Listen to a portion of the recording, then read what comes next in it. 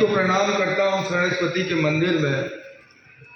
आदरणीय ADJ madam, हमारे अपर लोक अभियोजक हितेश जी शर्मा, डायरेक्टर साहब, प्रिंसिपल साहब, मेरे इस विद्यालय के कुछ साथी जो आज स्टाफ साथी के रूप में यहाँ खड़े हुए हैं, और मेरे छोटे छोटे भैया बहन,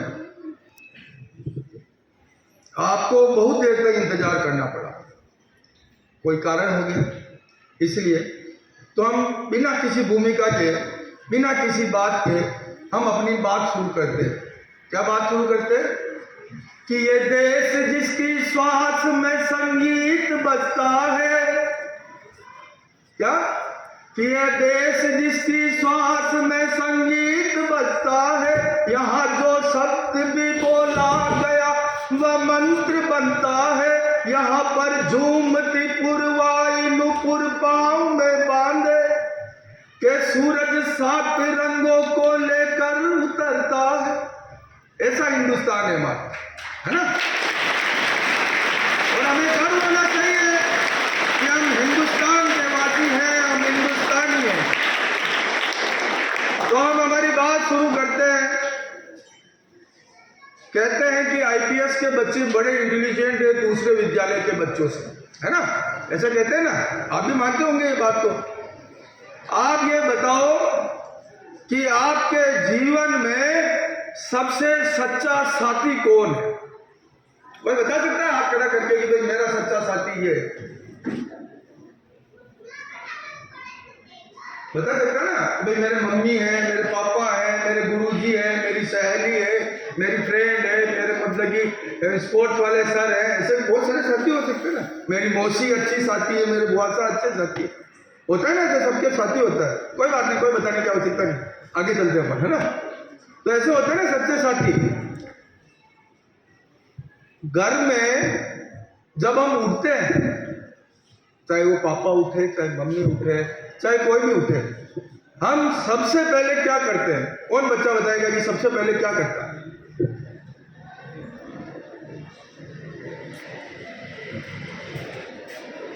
हम आजकल सबसे पहले जो काम करते हैं वो ये करते हैं कि इसको ढूंढते हैं। क्या कहते हैं इसको?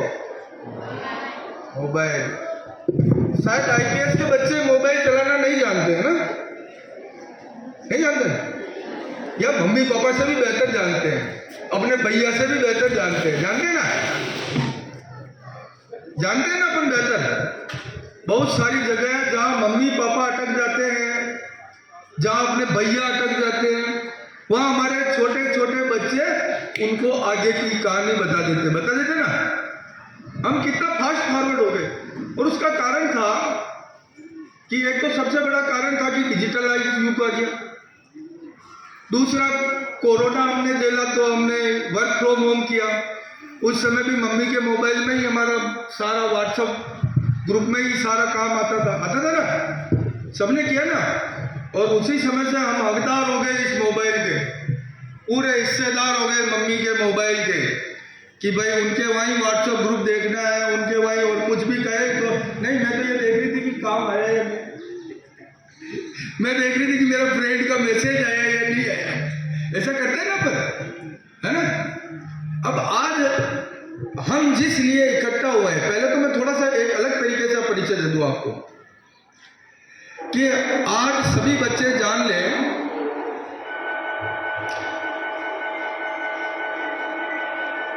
आज सभी बच्चे जान लें कि हमारे बीच में आया कौन है। क्या होता है? जुडिशल शब्द आपने सुना ही होगा, न्यायिक, कोर्ट, अदालत, ऐसे शब्द सुने ना आपने? तो सापरा जो ये उप जिला है, तहसील है, यहाँ के सबसे बड़े न्यायिक अधिकारी, जिनको कोई भी रॉन्गफुल एक्ट करता है, जब उसको पुलिस पकड़ती है और वो जब सबसे बड़ा अपराध करता है और उस अपराध की सबसे बड़ी जो सजा होती है मृत्यु दंड, उस देने के अधिकारी के रूप में जो यहाँ नियुक्त है, ऐसी मैडम है हमारे बीच में, एडीजे मैडम, जो इतनी बड़ी न्यायिक अधिकारी महोदया आज आपके बीच में है। जोरदार तालियों से स्वागत करें। और उस अपराधी को अपराध करने के कारण उसको अपराध की परम चोटी की सजा मिले, इसके लिए जिसने सरकार ने जिसको नियुक्त कर रखा है वह है हमारा एपीपी भाई हितेश जी शर्मा।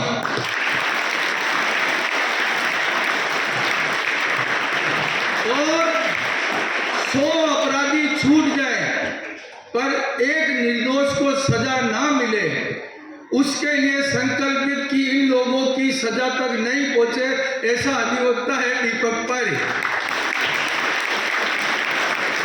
और इनका हल्का परिचय और बताता हूं मैं आपको। ये तो हुआ बड़े भारी भरकम परिचय कि ये अधिकारी हैं, बड़े अधिकारी हैं ये, परंतु क्या है कि बेटा जो जिस जाजन पे आप लोग बैठे हो ना, उसमें ही आपकी बिटिया रानी भी बैठी हुई है। तो ये आपके साथी, आपकी क्लास फेलो, आपके इसी विद्यालय की छात्रा मरियम की मम्मी भी है, ये अबीर के पापा है और हम दीपांश के पापा है, तो हम लोग आपके परिवार के अंश भी है ना। तो लीजिए हम शुरू करते हैं अपनी बात को कि मोबाइल हम जिसके लिए इकट्ठा हुए हैं उसका नाम है साइबर क्राइम। क्या नाम बताया हमने? हमारे से पहले बताया ना आपको कि साइबर क्राइम के लिए बोला जाएगा, कहा ना ऐसा, है ना। अब साइबर क्राइम क्या होता है? सबसे पहला सवाल तो यही है कि साइबर क्राइम होता क्या है। साइबर का मतलब होता है इंटरनेट, वर्चुअल, जिससे हमारे फेसबुक, व्हाट्सएप, इंस्टाग्राम, स्नैपचैट या जितनी भी प्रक्रियाएं हैं वो जो चलती है उसको चलाने का जो काम किया जाता है उसको साइबर कहते हैं। क्राइम मतलब अपराध। तो उस इंटरनेट या उन सभी माध्यमों से जो अपराध कारित होता है उसको हम साइबर क्राइम कहते हैं। ओके, आ गई ना डेफिनेशन समझ में? अब ये अपराध कैसे होते हैं? क्योंकि ऐसा तो है ही नहीं कि भाई हम यहां से गए, हमने यहाँ पढ़ाया, अध्यापक ने हमें पता चला कि यार साइंस के तीसरे चैप्टर हमारे समझ में नहीं आया और हम घर पे जाते ही पहले मम्मा का वो लिया मोबाइल और हम तीसरा चैप्टर पढ़ने लग गए कि साइंस का तीसरा चैप्टर कि भाई गुरुत्वाकर्षण वाला वापस हिस्सा पढ़ने लग गए। ऐसा तो कोई बच्चा नहीं करता ना। हम क्या करते हैं, घर पे जाते ही पहले बैग तुरंत प्रवाह से फेंकते और सबसे पहले चिल्ला के बोलते कि मम्मा आपका मोबाइल कहाँ है? करते नहीं करते? फिर मोबाइल को चेक करते हैं, हाँ ये भैया मना कर रहा है, भाई मैं ऐसा नहीं करता हूँ।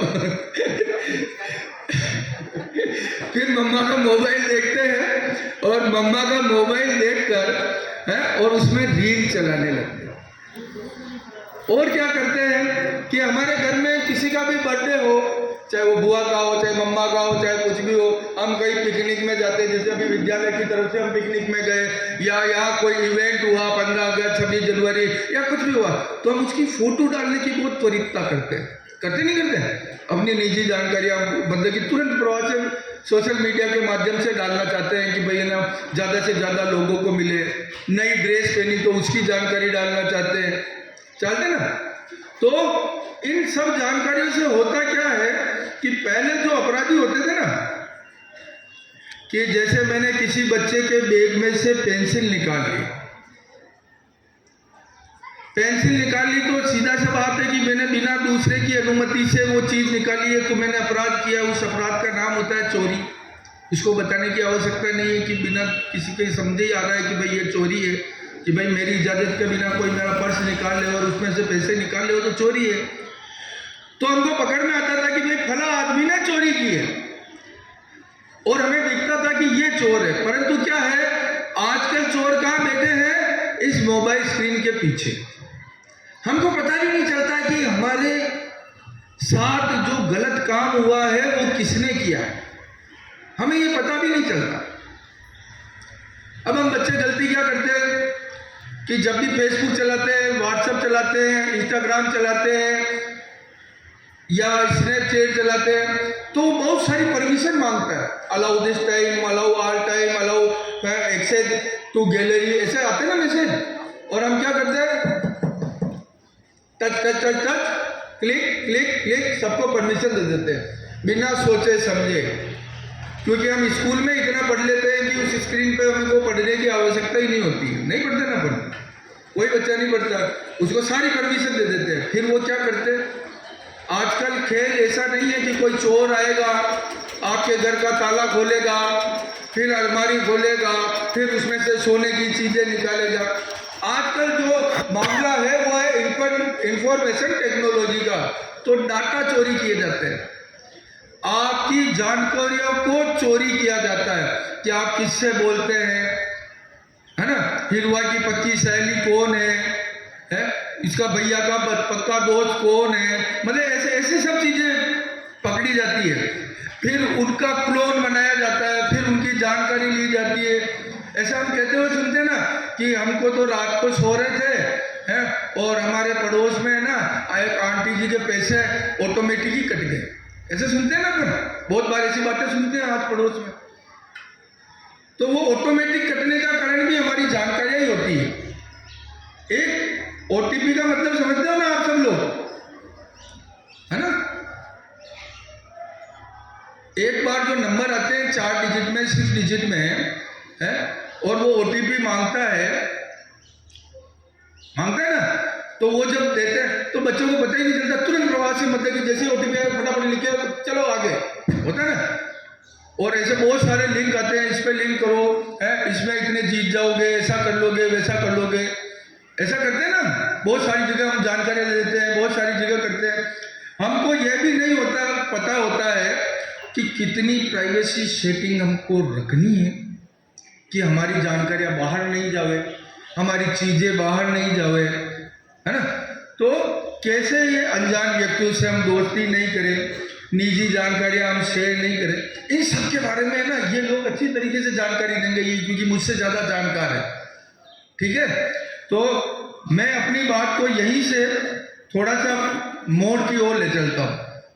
अभी क्या मैडम कि वंदे मातरम का 150वां शताब्दी वर्ष चल रहा है और वो 7 नवंबर 2026 तक चलेगा। 7 नवंबर 2026 तक वंदे मातरम जो गान लिखा गया ना, उसका शताब्दी वर्ष मना रहा है ये देश। तो क्या करेंगे हम, मैं दीपक हूँ, ये सूरज है ज्ञान के, जैसे आपके प्रिंसिपल मैडम है ना, वैसे हमारी ये प्रिंसिपल मैडम है ना, जैसे प्रिंसिपल मैडम का अपन कहना मानते हैं वैसे ही हम इनका कहना मानते हैं हर जगह। तो अभी ये मैडम बताएगी, पूरी जानकारी देगी, सब चीज़ें बताएगी, क्या तो रॉन्गफुल होता है, क्या राइटफुल होता है, कैसे हम बचे जा सकते हैं, कैसे हम किया जा सकता है, ये सारी जानकारी ये मैडम हमको मुहैया कराएंगे। ये भैया जो वकील साहब विराजे हुए हैं वो हमको मुहैया कराएंगे। उससे पहले हम क्या करेंगे, वंदे मातरम गीत के 2 बोल सभी बच्चे मेरे साथ बोलेंगे, है ना, बोलेंगे ना, क्योंकि बहुत देर हो गई, सुस्ती आ गई हमको, आ गई ना, कुछ बोलने भी नहीं दे रही है मैडम, जो चारों तरफ घेराव करके, जैसे पुलिस वाले घेराव करते हैं वैसे सब अध्यापक और मैडम मतलब कि चारों तरफ घेराव करके स्टैंड अप पोजीशन में ला रखा है आपको। तो थोड़ी सी ऊर्जा निकालते हैं अपनी, थोड़े से अच्छे स्वर में, है ना। तो मैं बोलूंगा और मेरी अगली पंक्ति को आप रिपीट करेंगे कि राष्ट्र की जय चेतना का गान वंदे मातरम, चेतना का गान, राष्ट्रभक्ति प्रेरणा का गान वंदे मातरम,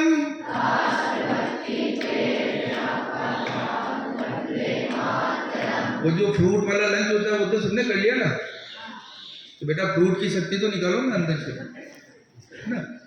अभी चिल्लाने की जगह या घंटी की छुट्टी दे दो तो कितना जोर से चिल्लाते हो, वैसा कि राष्ट्र की जय चेतना का गान वंदे मातरम,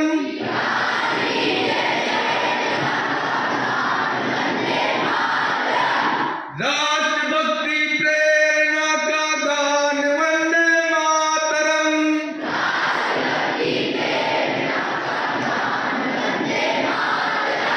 वंश के बहते स्वरों का प्राण वंदे मातरम,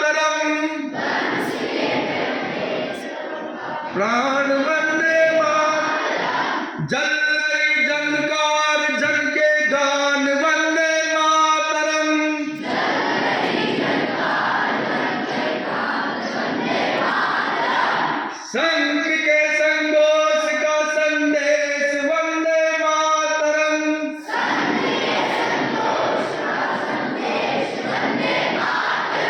और जोरदार बोलेंगे भारत माता की। पता ही नहीं चला भाई, तुमसे अच्छे तो वो स्कूल वाले के पीछे वाले वही जोरदार बोलते हैं। तुमने फल खाए हैं, कौन से नकली फल खाए हैं क्या? जोरदार